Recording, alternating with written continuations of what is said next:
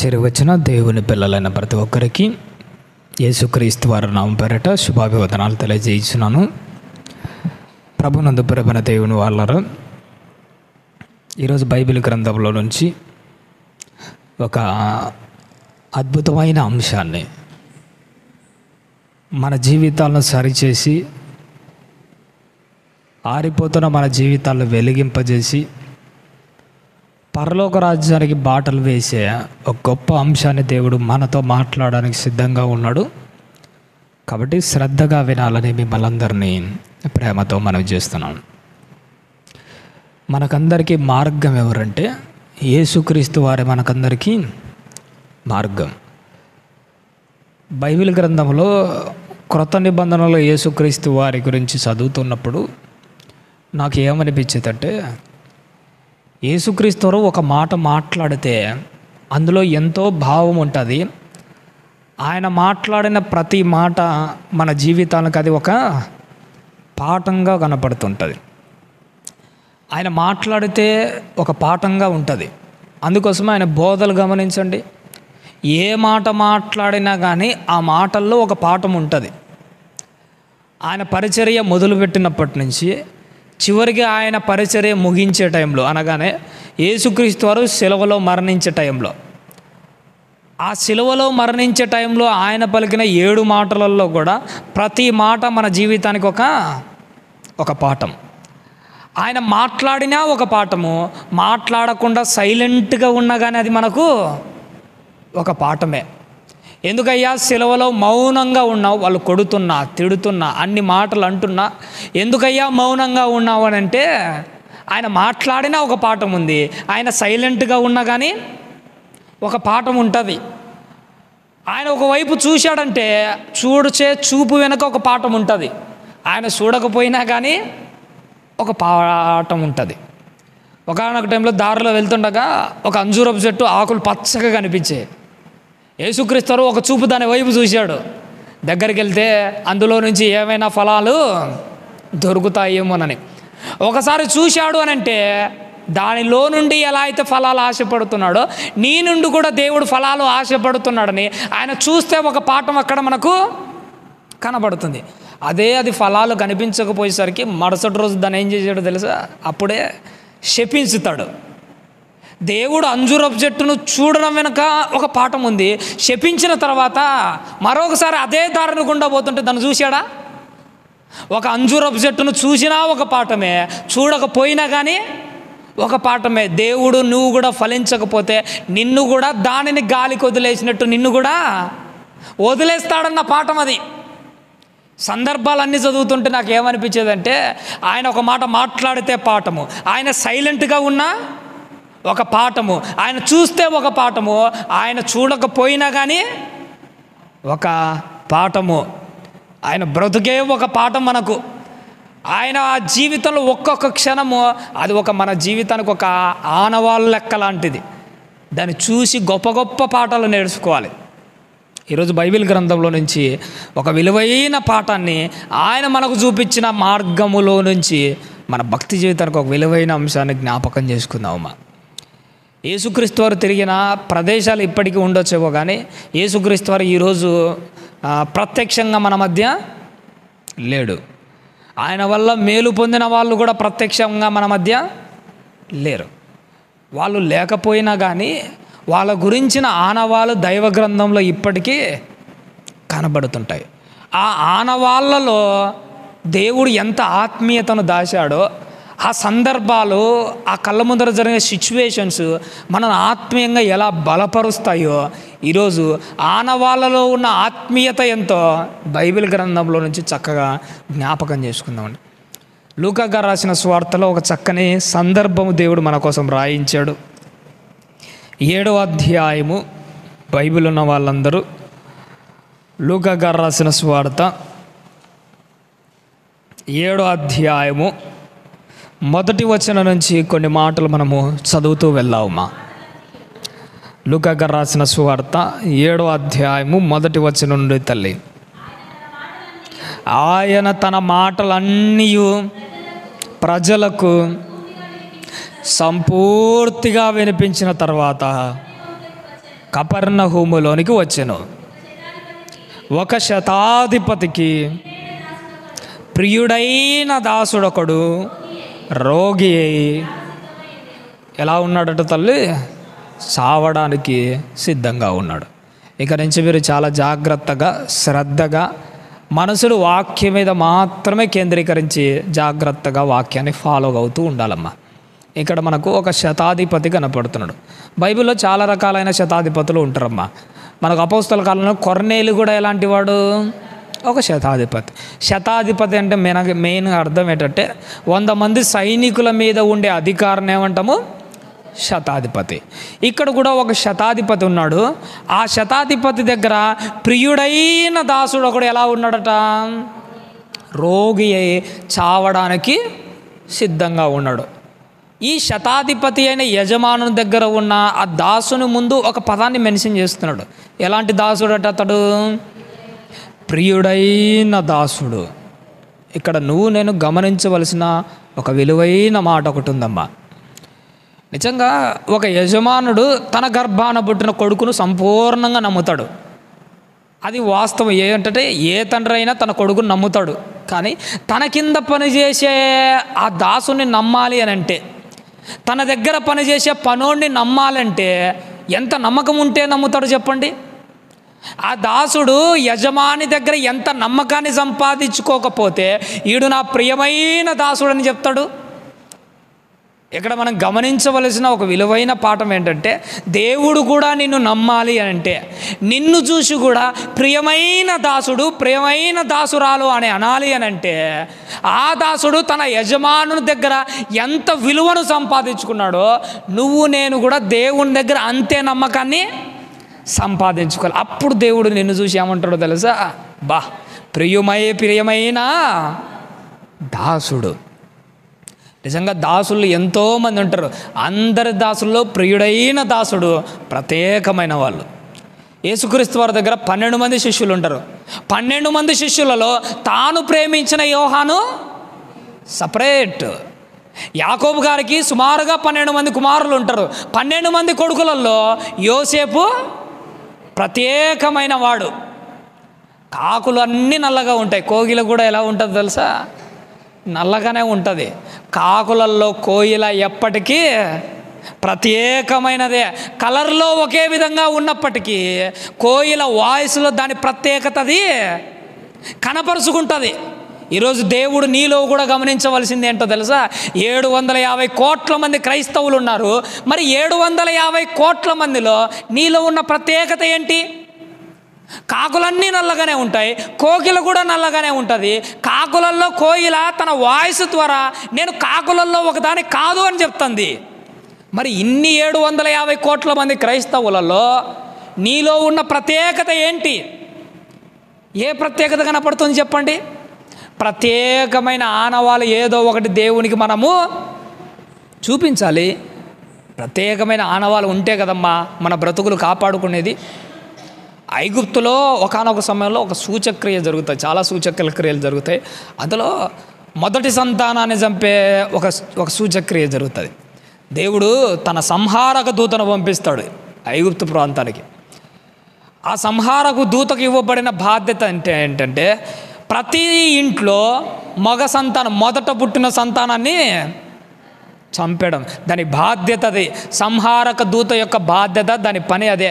ప్రతి ఇంట్లో ఎవడైతే మొదటి సంతానం ఉంటాడో వానిని చంపాలి. ఒకవేళ సంహారకపు దూత నుండి తన ప్రాణాన్ని ఎవరైతే కాపాడుకోవాలనుకున్నాడో వాళ్ళ దగ్గర ఒక ప్రత్యేకమైన ఆనవాలు ఉండాలి. ఏంటి ఆనవాలు?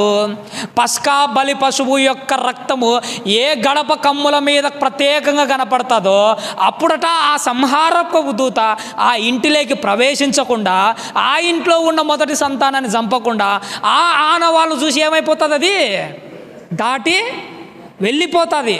నీ ఇంట్లో ఉన్న నీ బిడ్డను కాపాడుకోవడానికి ఒక ప్రత్యేకమైన ఆనవాళ్ళు ఎలా అయితే ఉందో, నీ బ్రతుకును కాపాడుకోవడానికి దేవుని దగ్గర ఒక ప్రత్యేకమైన ఆనవాళ్ళు ఏదో ఒకటి చూపించాలి. నువ్వు అది నీ ప్రవర్తన ద్వారా చూపిస్తావో, నీ క్యారెక్టర్ ద్వారా చూపిస్తావో, నీ భక్తి ద్వారా చూపిస్తావో, నీ విశ్వాసం ద్వారా చూపిస్తావో, కానీ చూపించడం అయితే ఒక ప్రత్యేకమైన ఆనవాళ్ళు చూపించాలి.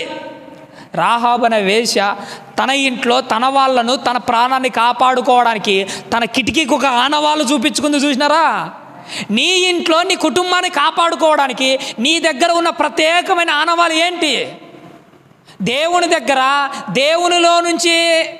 దగ్గర నుంచి నీ భక్తి జీవితాన్ని నిలబెట్టుకోవడానికి ఒక ప్రత్యేకమైన ఆనవాళ్ళు ఏదో ఒకటి కనిపించాలి. అప్పుడే నువ్వు ఎలా ఉంటావో తెలుసా?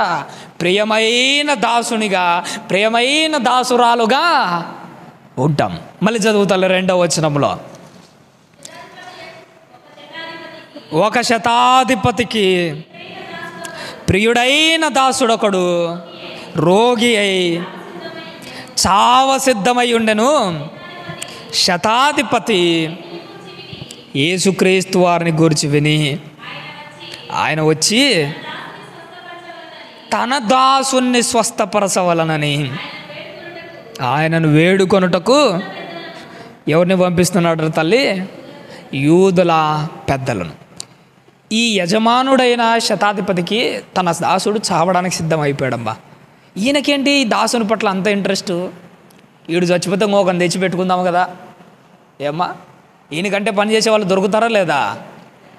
పని చేసేవాళ్ళు ఎంతమంది ఉన్నా కానీ నమ్మకంగా పనిచేసే వాళ్ళు కొంతమందే ఉంటారు.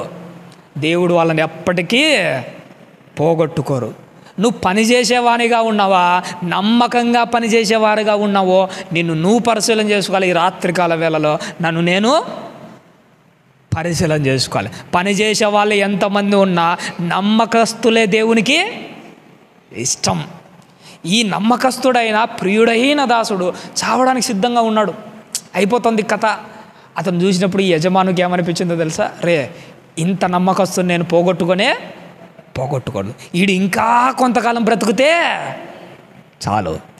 ఆ యజమానుడు తన దాసును చూసి, ఆడి నమ్మకాన్ని చూసి, వీడు ఇంకా 2 రోజులు బ్రతుకుతే చాలని ఎలా అయితే అనుకున్నాడో, దేవుడు నీ నమ్మకాన్ని, నీ భక్తిని చూసి నీ ఆయుష్ ముగిసిపోతున్నప్పుడు దేవునికి ఏమనిపించాలో తెలుసా? వీడు ఇంకా 2 రోజులు బ్రతికి ఉంటే బాగుండు. ఒక దావీదును చూసి, ఆయన భక్తిని చూసి, దావీదు ఇంకా 2 ఏళ్ళు బతికింటే బాగుండు, నా ఇష్టానుసారుడు ఇంకా 2 ఏళ్ళు ఉండింటే బాగుండు. నీ గురించి కూడా అలాంటి మాట దేవుడు అనిపించుకోవాలి తల్లి. దేవుని నోటి నుంచి ఆ మాట రావాలి. వీళ్ళు ఇంకా 2 రోజులు బ్రతికింటే మేలు. నిజంగా చాలాసార్లు హిజ్కియా గారి గురించి మనకు అందరికీ తెలుసు. ఏమనుకుంటారు అందరూ? హిజ్కియా గారు ప్రార్థన చేయగానే దేవుడు ఎన్ని సంవత్సరాలు ఆయుష్ పెంచాడట?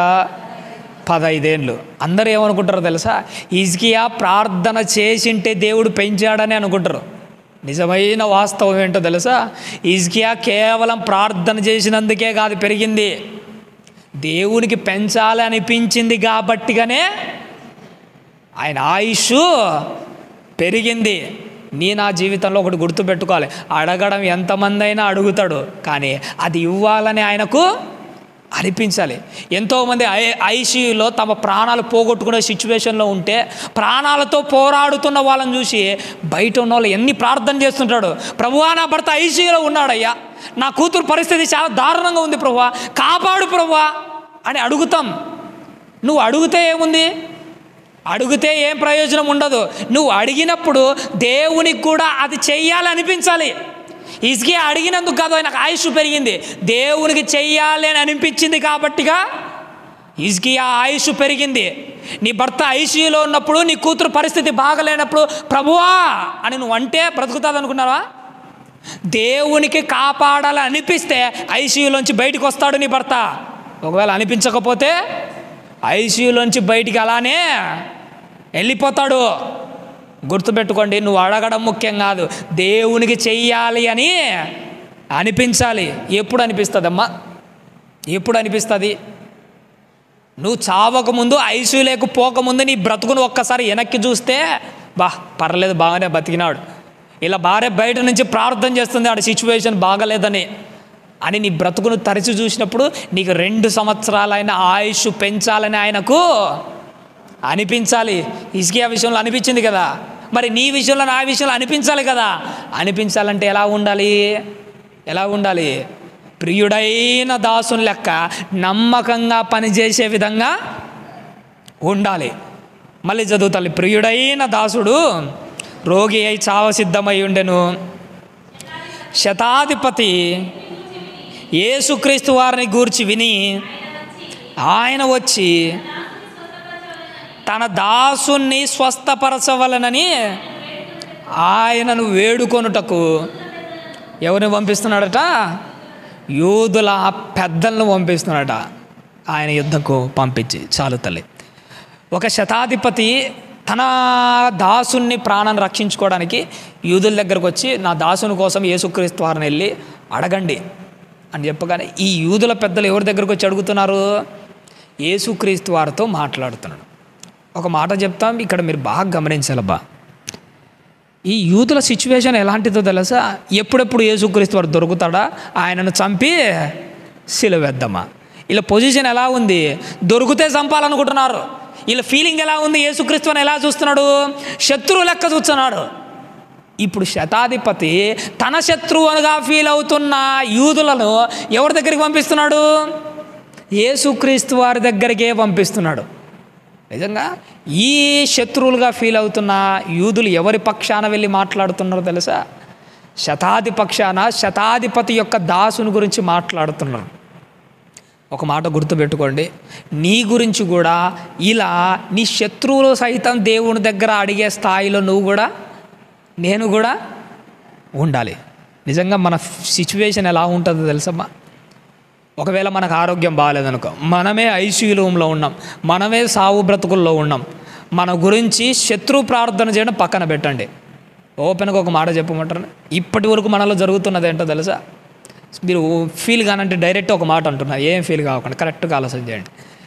ఏమ్మా, నీకోసం నువ్వు ప్రార్థన చేసుకుంటున్నావు, నీకోసం నువ్వు తప్ప నీకోసం ప్రార్థన చేసే వాళ్ళు ఎవరున్నారో చెప్పండి? నీకోసం నువ్వు తప్ప నీకోసం ప్రార్థన చేసే వాళ్ళని ఎంతమందిని సంపాదించుకున్నావు? నువ్వే నీకోసం చేసుకుంటున్నావు ఇప్పటి వరకు, మరి నీకోసం ప్రార్థన చేసేవాళ్ళు ఏరి? క్రైస్తవుల యొక్క భక్తి జీవితం ఎలా ఉండాలో తెలుసా? చచ్చిపోయిన తర్వాత నలుగురు నీ శవాన్ని మోయడానికి రావడం కాదు, నువ్వు బ్రతికి ఉండగా నీకోసం నలుగురు ప్రార్థన చేసే వాళ్ళను సంపాదించుకో. నలుగురినైనా సంపాదించుకో. గుండెల మీద చేసుకొని చెప్పండి, నా కోసం ఇంతమంది ప్రార్థన చేసే వాళ్ళు ఉన్నారని చెప్పుకోగలమా? ఒకవేళ పొరపాటున నీకు యాక్సిడెంట్ అయింది, ఐసీయూ రూమ్లో పడ్డావు, ఐసీయూ రూమ్లో పడితే పరిస్థితి చాలా సీరియస్గా ఉంటే నీకోసం ఒక్కరైనా కానీ సంఘంలో మోకాలేసి ఆడు మన శత్రువు అయినప్పటికీ వాళ్ళ కుటుంబం అంతా వేరు, వీడు మాత్రము ఏర్రా, ఏం బతికాడరా వీడు, ఏం నిజాయితీగా నిలబడరా వీడి కోసం ప్రార్థన చేయాలని శత్రువు ఇంట్లో కూడా నీ కోసం మోకాళ్ళు వంగే ఒకడు ఖచ్చితంగా నువ్వు సంపాదించుకోవాలి. అట్లోనే నీ భక్తి జీవితం ద్వారా, నీ నిజాయితీ ద్వారా, నీలో ఉన్న సత్క్రియల ద్వారా, అంత విశ్వాసం ద్వారా నువ్వు ఒక మంచి వ్యక్తిని సంపాదించుకోవాలి. ఆ శతాధిపతి చూశాడా? తన యొక్క క్రియల ద్వారా ఏం చేస్తున్నాడంటే, ఒక యూదుల దగ్గర వెళ్ళి యేసుక్రీస్తు వారి దగ్గరికి వెళ్ళి మాట్లాడని నా దాసుని గురించి అని మాట్లాడుతున్నాడు. ఆ శతాధిపతి ఆ యూదులు వచ్చి ఏమని మాట్లాడుతున్నాడు చూడు తల్లి. వారు యేసుక్రీస్తు వారి యొద్దకు వచ్చి, నీ వలన ఈ మేలు పొందుటకు అతడు ఎలాంటి వాడట? యోగ్యుడు. అయ్యా, అతడు మనకు ఒక సమాజ మందిరాన్ని కట్టించాడు. నీ వల్ల మేలు పొందుటకు అతడు యోగ్యుడు. నిజంగా ఒక శత్రువులుగా ఫీల్ అవుతున్న యూదులే ఆయన పక్షాన వచ్చి మాట్లాడుతున్నాడు యేసుక్రీస్తు వారితో, తనను తాను తగ్గించుకొని వాళ్ళు. ఒక మాట గుర్తుపెట్టుకోండి, మన బ్రతుకు కాలం అంతట్లో నేను సంపాదించుకోవాల్సిన మాట ఏంటో తెలుసా? మన అనిల్ అన్న ఒక మాట అంటుంటాడండి ఎప్పుడైనా కానీ, నాకు నచ్చిన మాట, నాకు ఇష్టమైన మాట. ఏమంటుంటాడంటే, బ్రతికినంతకాలం ఎంత సంపాదించుకున్నామన్నది కాదు, నువ్వు చేసే నీతి క్రియలను బట్టి, నువ్వు చేసిన మంచి పనులు బట్టి నువ్వు చస్తే నలుగురు చూడ్డానికి వచ్చే వాళ్ళైనా కానీ ఉండాలి. మన సిచ్యువేషన్ ఎలా ఉంటుందో తెలుసా?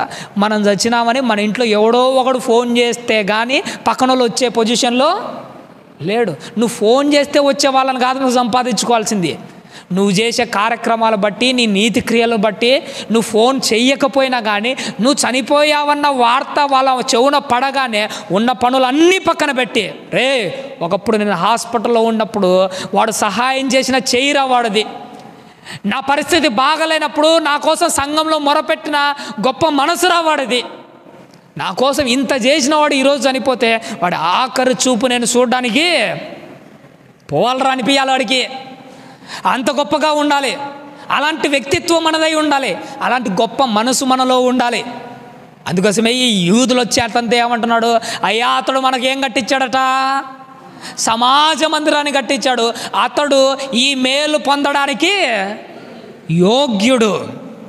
ఒక మాట చెప్తున్నాను, మీరు బాధపడకండి అమ్మా. దేవుని దగ్గర నువ్వు ఏదేదో అడుగుతుంటావు. అయ్యా నా కొడుకు ఉద్యోగం లేదయ్యా, వాడికి ఉద్యోగం కావాలి ప్రభువా, నా కూతురుకు ఒక మంచి సంబంధం కావాలి ప్రభువా, నా కుమారుల యొక్క చదువులు అయ్యా, ఈ చాలా అడుగుతుంటావు. అడిగే ముందు ఒక్కసారి గుండెల మీద చేసుకుని ఆలోచన చేసు. నువ్వు అడుగువేదాన్ని పొందడానికి నీకు అర్హత ఉందా? నాకు అర్హత ఉందా? నువ్వు ఇంతది అడుగుతున్నావు, అంతది అడగడానికి దాని వెనక ఉన్న భావం ఏంటో తెలుసా? ప్రభువుని ఇంత అడిగేటప్పుడు అంత పొందడానికి నాకు అర్హత ఉందా లేదా? ఏదైనా కానీ ఒకసారి ఆలోచన చేసుకొని అడుగుతూ ఉండండి దేవుణ్ణి. కానీ దేవుడు ఈ బైబిల్ గ్రంథంలో ఈయన గురించి యూదుల నోట పలికిస్తున్న మాట ఏంటంటే, అతడు ఈ మేలు పొందడానికి అతడు యోగ్యుడు. యోగ్యుడు ఎందుకట? దేవుని మందిరానికి ఏం కట్టించాడు? సమాజ మందిరం. దేవుని మాటలు వినబడ్డానికి ఒక అన్యుడు ఏం చేశాడో తెలుసా? ఆయన మాటలు వినిపించే పరిచర్యలో తన వంతు హస్తాన్ని వేశాడు. అందుకోసమే దేవుడు అతనికి ప్రతిగా మేలు చేయడానికి అతడు యోగ్యుడు. నా జీవితంలో ఒకటి గుర్తుపెట్టుకోండి అమ్మా, ఏంటంటే దేవుడు తన పట్ల చూపించిన ఆ ప్రేమను మరుచుటకు దేవుడు అన్యాయస్తుడు కాడు. కానీ ఈరోజు నువ్వు ఏదో ఒకటి చేయాలి కదా. బైబిల్ గ్రంథంలో ఒక స్పెషల్గా మెన్షన్ చేయబడి ఉంటుంది ఏంటంటే, ఎవడైనా కానీ గిన్నెడు చల్లనీళ్ళు ఇచ్చినా కానీ నేను వారి ప్రతిఫలము మర్చిపోడు దేవుడు. గిన్నెడు చల్లనీళ్ళు ఇస్తుంటేనే మర్చిపోకుండా అంటే నువ్వు దేవుని కోసమే చేస్తే గొప్ప పరిచర్యను మర్చిపోతాడా? బేదలను కనికరించువాడు యెహోవాకు అప్పిచ్చువాడు. పక్కనోళ్ళకు చేస్తుంటేనే తనకు అప్పిచ్చిన వాడిగా ఫీల్ అవుతున్నాడు. అదే స్వయాన తన పరిచర్యకే నువ్వు చేస్తుంటే నేను మర్చిపోతాడా? నీ కుటుంబాన్ని మర్చిపోతాడా? నీ అప్పు తీర్చుకోకుండా పోతాడా? నీకు మేలు చేయకుండా దాటి వెళ్ళిపోతాడా? దాటిపోయేవాడు కాదు ఆయన. తన పట్ల చూపించిన ఆ ప్రేమను ఆయన మరిచిపోను కూడా మరిచిపోడు. ఎందుకంటే అతడు యోగ్యుడు. యోగ్యుడు. ఒక మాట చెప్పమంటారమ్మా, అతడు ఆ మేలు పొందడానికి యోగ్యుడు కదా. మరి పరలోకంలో నువ్వు అడుగు పెట్టడానికి నీలో నాలో కూడా దేవుడు చూసేది ఏంటో తెలుసా? యోగ్యత. ఉదాహరణకు నేను ఒక మాట చెప్తానమ్మా. నీకే ఒక కొడుకు ఉంటాడు, మీ ఇంట్లో ఫైనాన్షియల్ పొజిషన్ చాలా బాగుంది అనుకోండి, అంటే మీరు బాగా ఆస్తిపరులు, నీ కుమారుడు బాగా చదువుకున్నాడు, వాడికి ఒక మంచి గవర్నమెంట్ ఉద్యోగం కూడా వచ్చింది. ఇప్పుడు నీ కుమారునికి ఒక పెళ్లి సంబంధం చూస్తుంటావు. ఎలాంటి అమ్మాయిని చూసుకుంటావు తల్లి? ఓపెన్గానే మాట్లాడుకుందాం. ఎలాంటి అమ్మాయిని చూడాలనుకుంటాము? సర్లే ఏదో ఒకటి దావన పోయేదాన్ని తెచ్చుకుంటామా? ఎన్ని చూసాము? మన ఇంట్లో ఉండడానికి ఈ అమ్మాయి యోగ్యమైనదా కాదు ఎన్ని చూస్తారు? అమ్మో, ఒక్కోసారి నేను షాక్ అనిపిస్తుంటుంది. ఒకవేళ నీ కోడల్ని ఇన్ని చూసి తెచ్చుకుంటున్నావు కదా, ఎన్నేళ్ళు ఉంటుంది నీ కోడలు నీ ఇంట్లో? 30 ఏళ్ళకి పెళ్లి చేసుకున్నాను అందాజుగా. 30 ఏళ్ళకి పెళ్లి చేసుకున్నానుకో, నీ కోడలు 60 ఏళ్ళకి చస్తుంది అనుకో, ఎన్ని సంవత్సరాలు ఉంటుంది నీ ఇంట్లో? ఒక 30 ఏళ్ళు ఉంటుందా? 30 ఏళ్ళు నీ ఇంట్లో ఉండే కోడల కోసమే నువ్వు ఇన్ని ఆలోచన చేస్తుంటావు. నా ఇంట్లో ఉండడానికి ఈ అమ్మాయికి యోగ్యత ఉందా లేదా? నా కొడుకు పక్కలో తిరగడానికి ఈ అమ్మాయికి అర్హత ఉందా లేదా? 30 ఏళ్ళు ఉండే కోడల కోసమే ఇన్ని ఆలోచన చేస్తున్నావు కదా. నిన్ను పరలోకంలో యుగాలు పెడుతున్నాడు కదా. మరి దేవుడు నీ గురించి ఆలోచన చేయడా? వీళ్ళు పరలోకంలో ఉండడానికి వీళ్ళకి యోగ్యత ఉందా లేదా? ఎందుకయ్యా ఈ భూమి మీద ఏదైనా తోట వేసి ఆదామును పెట్టావంటే, ఆదామును దేవుడు ఏం చేస్తున్నాడో తెలుసా? ఆదామును ఏదైనా తోటలో పెట్టడం యొక్క ప్రధాన ఉద్దేశము డైరెక్ట్ పరలోకంలో పెట్టుకోవచ్చు కదా. పరలోకంలో ఉండడానికి ఆదాముకు యోగ్యత ఉందో లేదో ఎక్కడ నిరూపించుకోవాలి? ఆదాము ఏదైనా తోటలో నిరూపించుకోవాలి. ఇక్కడ నిరూపించుకుంటే కదా అక్కడ ఉండేది. దేవుడు ఎందుకయ్యా నన్ను భూలోకంలో పుట్టించావు, డైరెక్ట్లో పరలోకంలో పుట్టించింటే కథ అంతా అయిపోతుంది కదా. అదంటే దేవుడు ఏమంటాడో తెలుసా?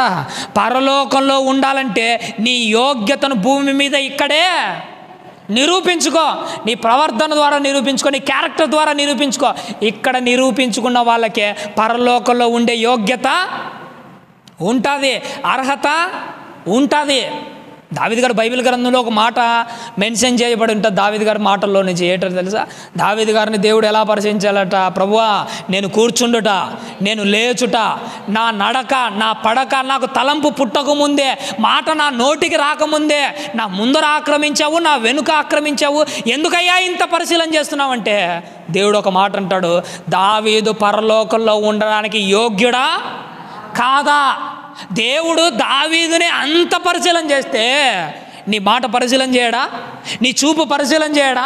నీ ముందు వెనక ఆక్రమించి నిన్ను పరిశీలన చేయడా? యోగ్యులకు మాత్రమే పరలోకంలో ఉంటుంది. ఆ యోగ్యులను దేవుడు భూమి మీద పరిశీలన చేస్తాడు. నువ్వు యోగ్యముగా ఇక్కడే నిరూపించుకోవాలి. ఇతడు కూడా ఎలాంటి వాడటమా? అతడు ఈ మేలు పొందుటకు యోగ్యుడు. ఇంకా చదువు తల్లి. అతడు మన జనులను ప్రేమించి మనకు సమాజ మందిరము తానే కట్టించనని ఆయనతో చెప్పి మిక్కిలి బతిమాలుకొనిరి.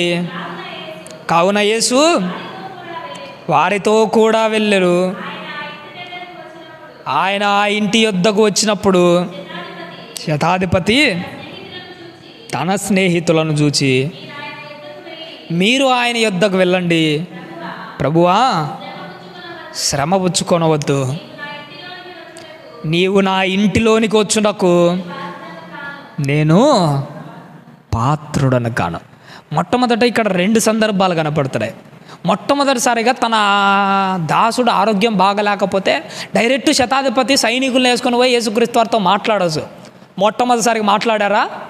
ఎవరిని పంపించాడు? ఫస్ట్ యూదులను పంపించాడు. సరే, యేసుక్రీస్తు వారు రాబోతుంటే, యేసుక్రీస్తు వారు దగ్గరికి రాబోతుంటే ఇప్పుడు మళ్ళీ ఎవరిని పంపిస్తున్నాడు? తన స్నేహితులను పంపిస్తున్నాడు. ఎందుకు శతాధిపతి యేసుక్రీస్తు వారి కళ్ళ ముందరికి రావట్లే? ఆయన అంటున్నాడు, అయ్యా నీవు నా ఇంట్లో అడుగు పెట్టడానికి నాకు యోగ్యత, అర్హత లేదు ప్రభువా.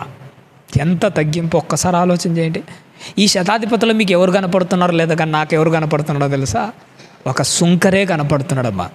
సుంకర్ ఒక మాట అంటాడు, అయ్యా ఆకాశం పైన నువ్వు ఉన్నావని నాకు తెలుసు, కాబట్టి ఆకాశం వైపు కన్నులెత్తుటకైనా నాకు ధైర్యము చాలట్లే. ఒక సుంకర్లో చూసారా ఎంత తగ్గింపో? ఏమమ్మా, మనం కూడా ఎన్నిసార్లు తప్పు చేయలే, ఎన్నిసార్లు తప్పు చేసినా కానీ ధైర్యంగా ఎన్నిసార్లు ఆకాశం వైపు చూడము. ఒక్కసారైనా ఫీలింగ్ కలిగిందా? పైన దేవుడు ఒక ఆయన ఉన్నాడు, ఆయన పైనుంచి చూస్తున్నాడని? ఏ ఫీలింగులు ఉండవు. నిజంగా ఆయనలో ఉన్న తగ్గింపు, శతాధిపతిలో కనపడుతున్న తగ్గింపు. ఈ సుంకర్ ఏమనుకుంటాడంటే ఆకాశం వైపు కన్నులెత్తకడైనా ఆయనకు ధైర్యం జరిపాలి. ఈ శతాధిపతికి, ప్రభువా నేను డైరెక్ట్ నీ ముఖాముఖిగా నీ ఫేస్ చూడడానికి కూడా నాకు అర్హత లేదు, నా ఇంట్లో అడుగు పెట్టడానికి నాకు యోగ్యత లేదయ్యా. నేనే ఓపెన్గా ఒక మాట అనమంటారా? శతాధిపతి నా ఇంట్లో అడుగు పెట్టడానికి యోగ్యత లేదు ఆయన అంటున్నాడు. ఒక్కసారి మీ గుండెల మీద చేసుకొని ఆలోచన చేయండి. నీ హృదయంలో ప్రభు అడుగు పెట్టడానికి నిజంగా నీకు అర్హత ఉందా? నిజంగా నాకు అర్హత ఉందా? ఓపెన్గా శతాధిపతి మాత్రం మనం ఒప్పుకోవాల్సిన విషయం ఏంటో తెలుసా?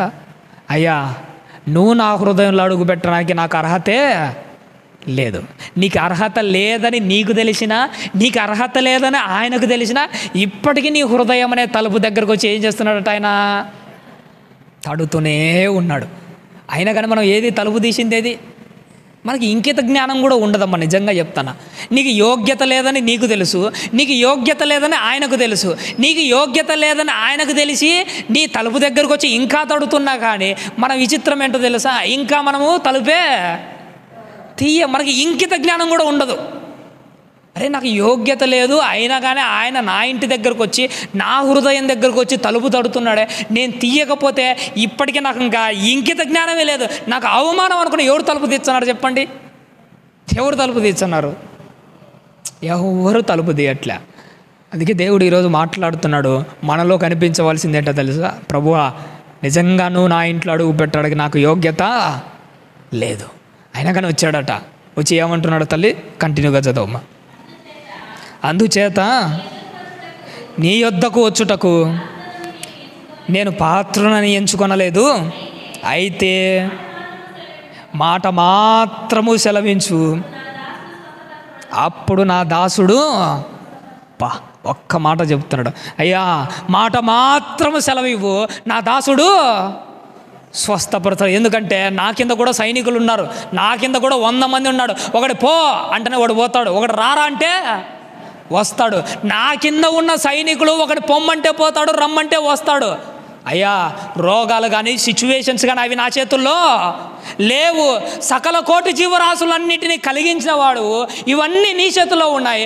మాట మాత్రము సెలవించు, నువ్వు ఒక రోగాన్ని పో అంటే అది పోతుంది. నాకు నమ్మకం ఉంది.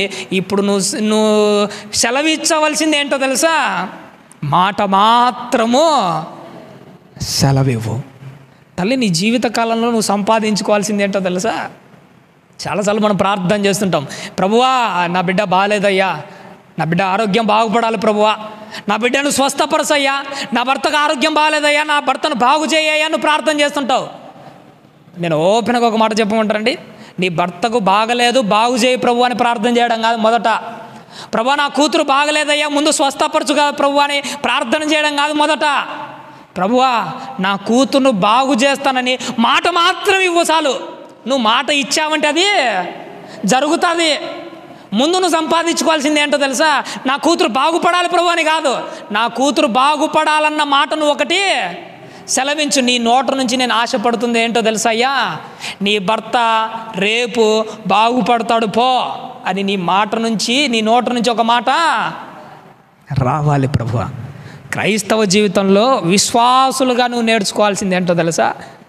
ముందు ప్రార్థన చేసేటప్పుడు ఒకటే గుర్తుపెట్టుకోవాలి, నా బిడ్డను స్వస్థత చేయి ప్రభు అని కాదు, నా బిడ్డను స్వస్థత చేస్తున్నానన్న మాట మొదట ఇవ్వు. మాట ఇస్తే చాలు, ఖచ్చితంగా నువ్వు చేస్తావు. అప్పుడు నేను నా ప్రార్థనను ముగిస్తా. నువ్వు మాట ఇస్తేనే నా ఉపవాసాన్ని విరమించుకుంటా, లేకపోతే నేను విరమించుకోను. ఎందుకంటే ఆయన నోట నుంచి ఒక మాట వచ్చిందంటే ఆ మాట ఎప్పటికీ తప్పిపోదు. నీ జీవితంలో నా జీవితంలో ఒకటి గుర్తుపెట్టుకోవాలి తల్లి. ఏం నేర్చుకోవాలంటే ముందు అడగడం కాదు, ఆయన నోట్లోంచి వచ్చే ఒక్క మాటను సంపాదించుకో. ఆ శతాధిపతి మనతో అంటున్న మాట, అయ్యా మాట మాత్రము సెలవు, అన్నీ జరుగుతాయి. అప్పుడు చివరిగా యేసుక్రీస్తు వారు ఒక్క మాట అంటున్నాడు చూడు తల్లి. యేసుక్రీస్తు వారు ఈ మాటలు విని అతని గూర్చి ఆశ్చర్యపడి తన వెంట వచ్చుచున్న జనసమూహం అంతటిని చూసి, ఇశ్రాయేలీలోనైనను ఇంత గొప్ప విశ్వాసం నేను ఎప్పుడూ చూడలేదు. ఎంత ఆశ్చర్యపోయాడండి యేసుక్రీస్తు వారు. యేసుక్రీస్తు వారి గురించి ఒక మాట ఉంటుంది, ఆయన ఎలాంటి వాడట? ఆశ్చర్యకరుడు. ఆశ్చర్యకరుణ్ణి ఆశ్చర్యపరిచిన విశ్వాసం ఎవరితో తెలుసా? శతాధిపతి. ఏం ఆశ్చర్యపరిచాడు? ఏమైనా మ్యాజిక్లు ఏమైనా చేశాడా?